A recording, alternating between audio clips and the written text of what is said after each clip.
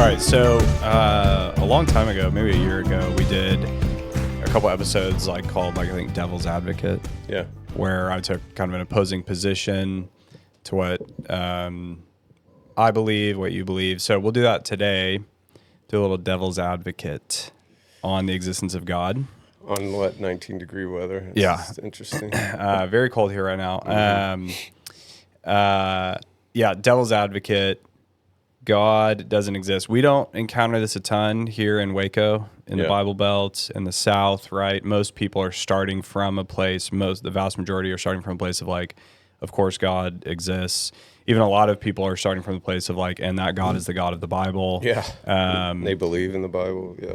And the Bible's probably true. But then they really start where people probably do, a lot more people, even in the South, start balking is but I don't necessarily know that Jesus rose from the dead and or that I have to believe in him to have life and eternal life, right? But tons of places in the country, a lot of people start with God doesn't exist. Atheism says there is no God.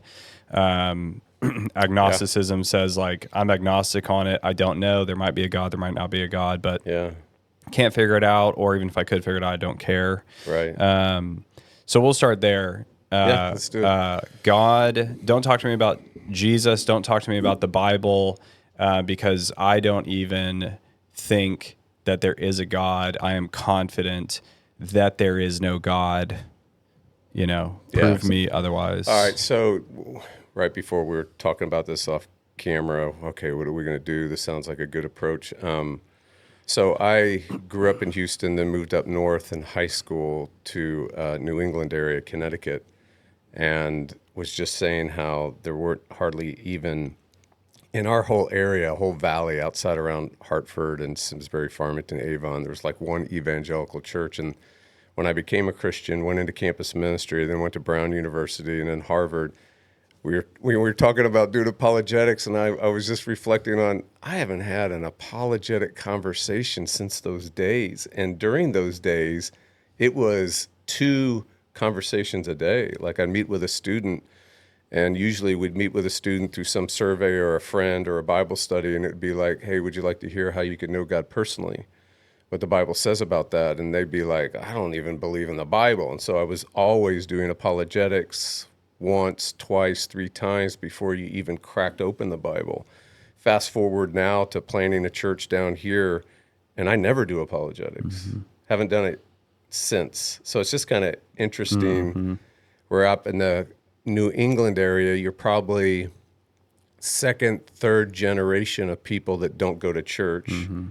Whereas down here, I don't even know if we're not even into 1 generation that hasn't gone to church. Mm-hmm. Usually somebody's parent has gone to church if they didn't, right?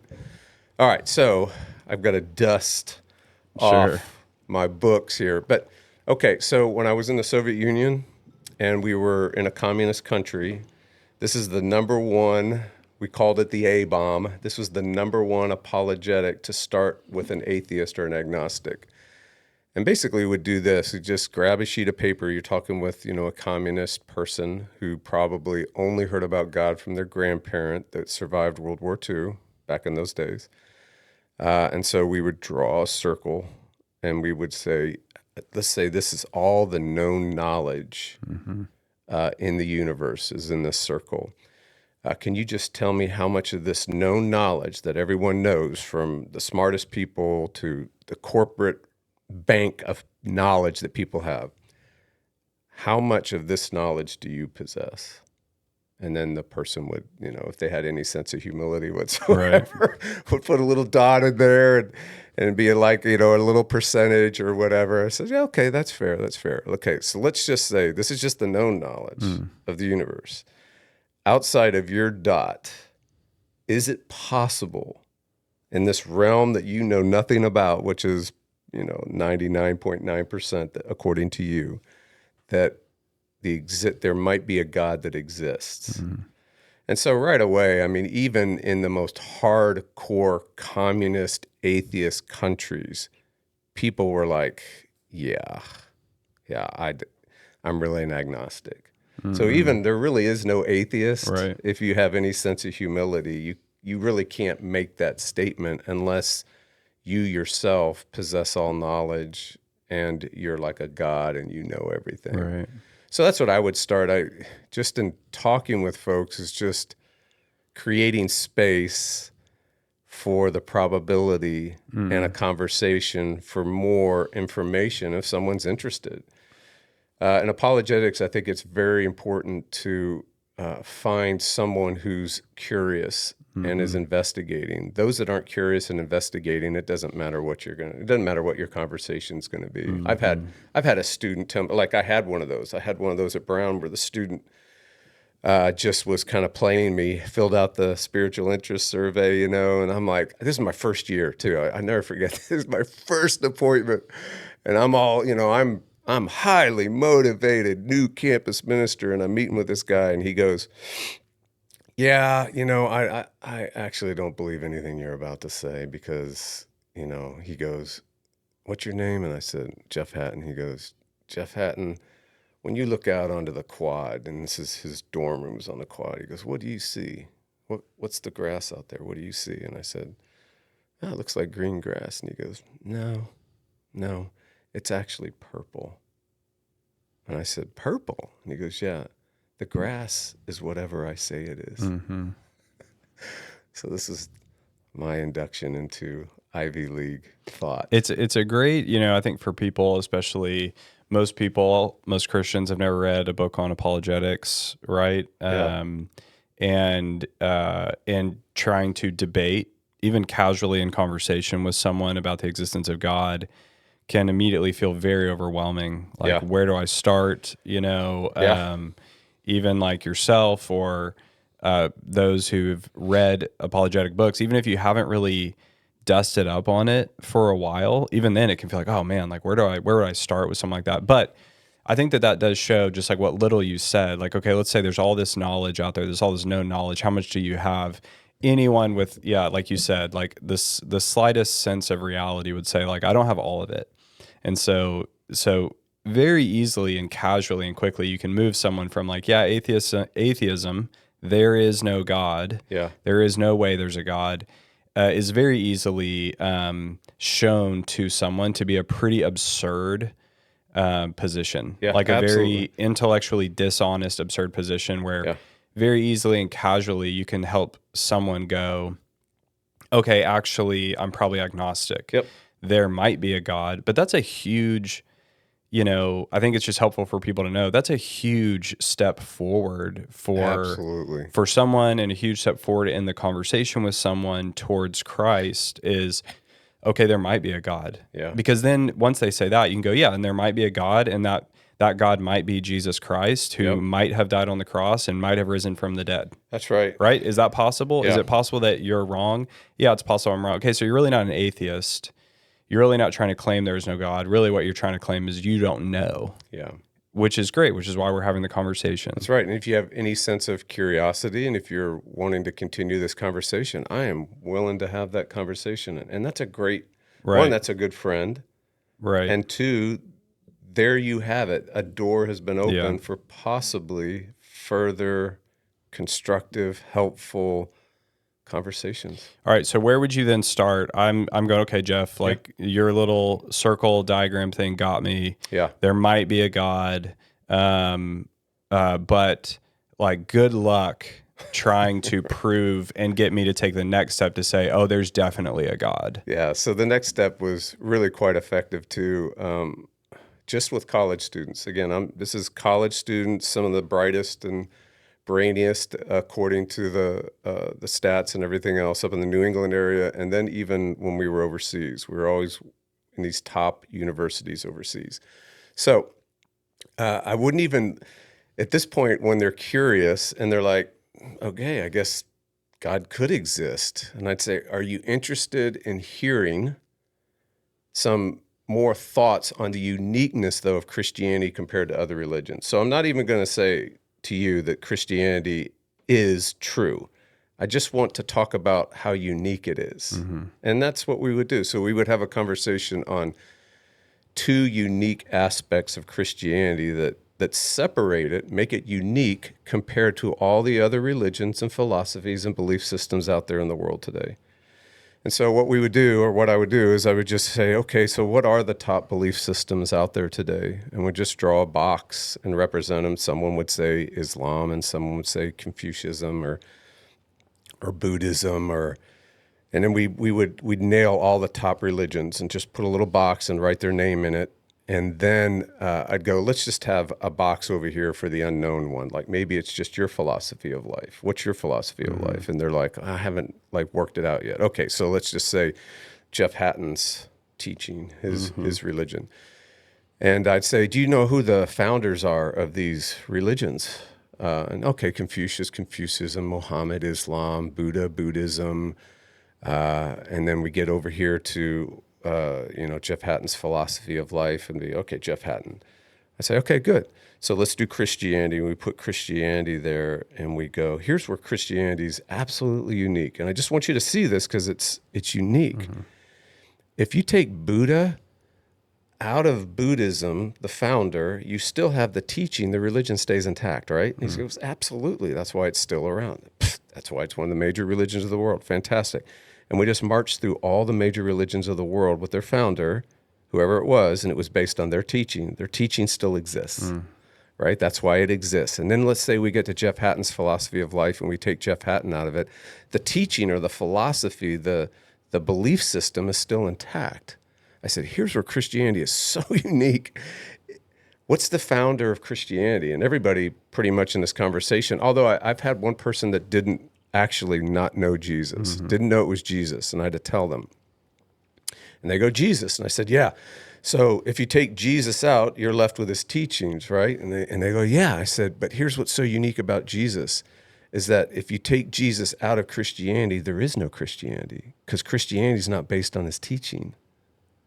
It's based on the claim that he's God and that he rose from the dead. It's based on his person. It's based on him, not his teaching. It's based on the claim that he claimed to be God, come in human flesh to save the world. And right away, that I don't care who I'm talking to. I've talked to a 16-year-old at MIT who was working for NASA. And he heard this and it was like, oh. Right. Talk to someone over in the Soviet Union, it was like, oh. And again, it's curious, it's unique. Right. And so that's one thing. But there's one more I do, but that's a good place that helps, to start.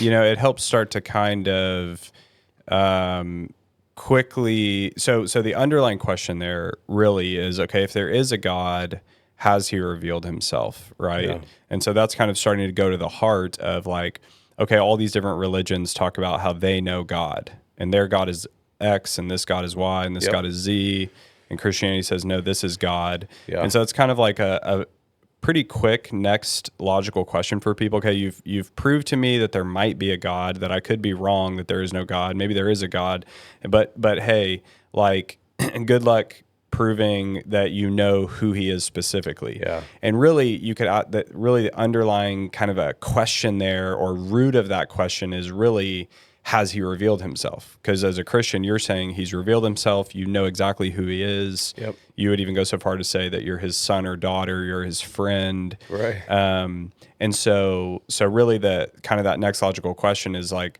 okay, well then prove to me, right? And even that, just at a minimum, I think for people helps put a special focus on Christianity to say, yeah, that is undeniable that Christianity and what it teaches is wildly unique. That the founder, that the whole thing relies on, did Jesus really die and rise from the dead? Colin, that is exactly where the conversation went 99% of the time. So it would go in this direction. You can look at all these religions and you can spend a lot of time learning about their teaching. But if you were like trying to figure out truth, this is a big one. This one the founder claims to be God. Wouldn't you want to start there?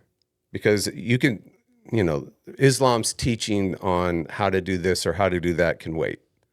Buddhist teaching on some inner peace or nirvana can wait, right? Your philosophy, my philosophy of life, what I think it is, it can wait. This uniqueness is the founder claims to be God himself show up on earth. I'd start there.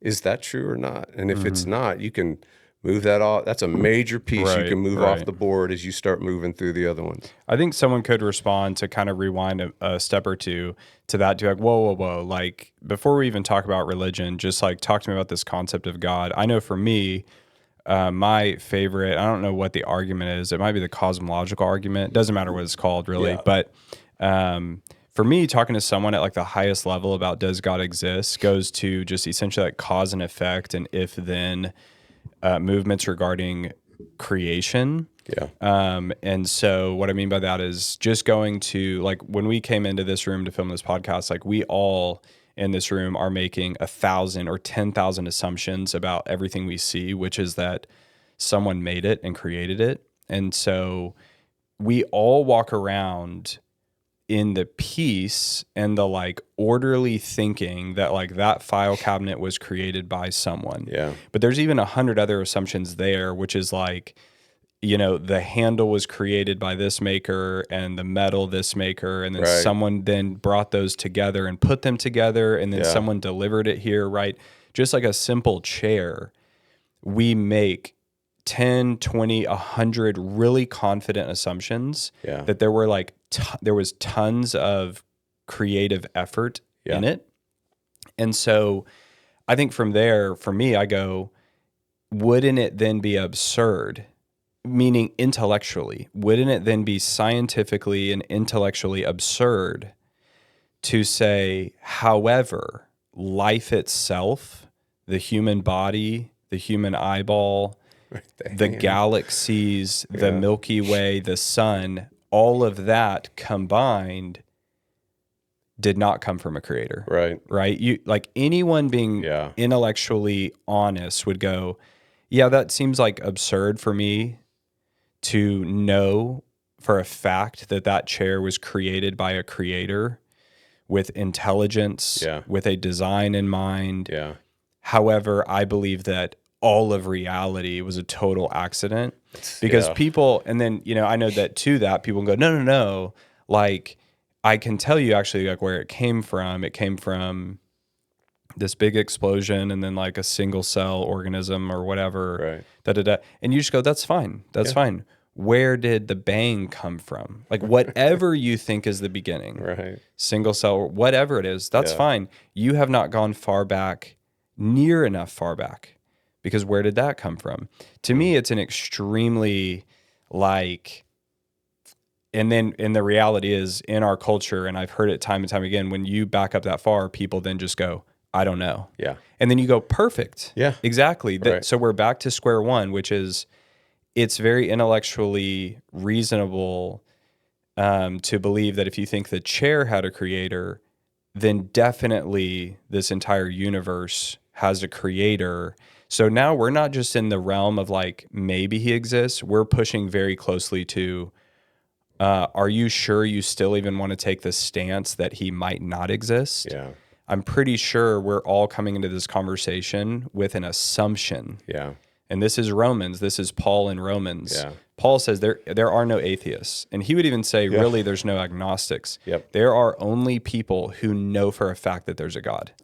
And that's the reality. And that's what the Bible would say. But even just intellectual logic would say it. And you know the chair has a creator. And if you think the chair has a creator, there's no way you think that the universe doesn't. Absolutely. And that's what's so, when you get that, like, so Christian, when we know the Bible says everyone believes in God, but they're holding that down, they're suppressing it. It's like you're in a pool and you've got a bunch of beach balls, and it means that everyone's trying to hold down the truth of who God is. So just know that that's a real advantage. When you're having a conversation with someone, you're having a conversation with someone who is psychologically in their subconscious or in their conscious, holding down the truth that God exists.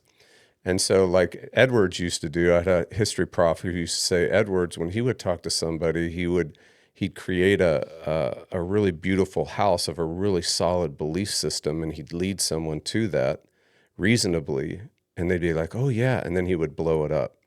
And they'd come stumbling out of that one, and he'd lead them to the next one. And he just marched on down the line till all that was left was, so this is what you've been looking for.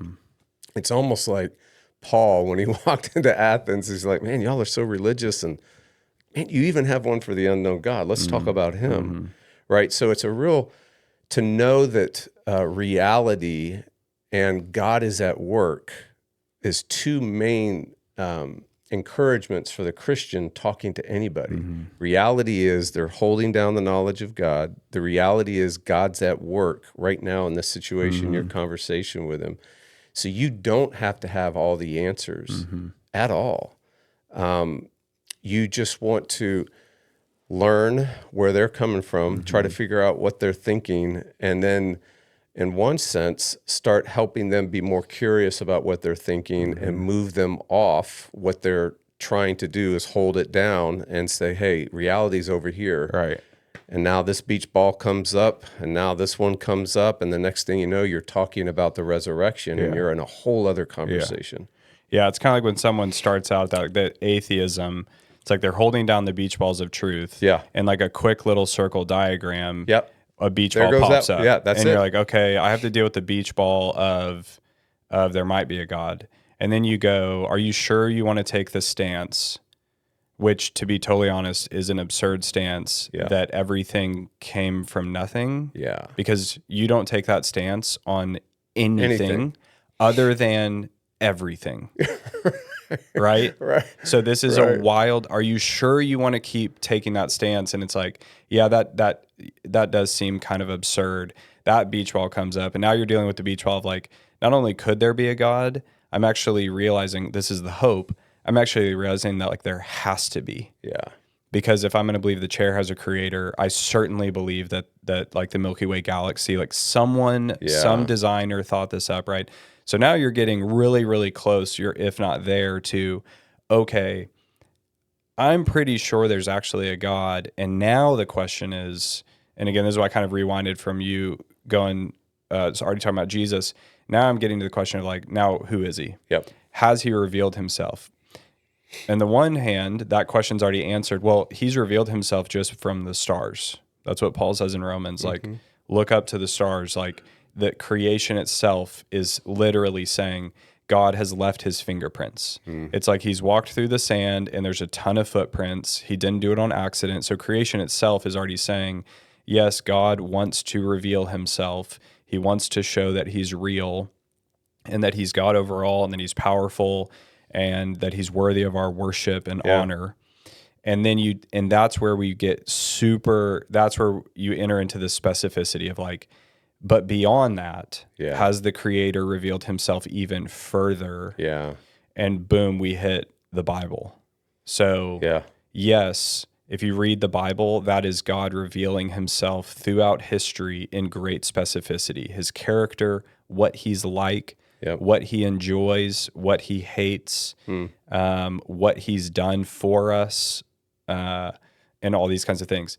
This is probably for another episode. I don't know how long we've gone now. We'll wrap it up here. But I think next episode, what we can do is start there. Yeah, that's great. Someone gets to the point of going, not only is there, like, might there be a God? Yeah, I'm realizing there's definitely a God. I've been suppressing that truth. And really deep down, I know there's a God. I know there's a creator. And now this Christian guy named Jeff Hatton is telling me that the Bible reveals him to me in power and authority. And then boom, that's where someone could balk and go, don't tell me this ancient mythical text is reliable. So that's, I think, question for next episode is, we've arrived at the Bible. Is the Bible reliable? And why is it reliable over and above and against the Quran and other religious texts? The Odyssey. Anyway, I think we wrap it up here, and then maybe next episode, that's great. We hit the reliability of the Bible, why it can be trusted with your life. So until then, y'all, peace.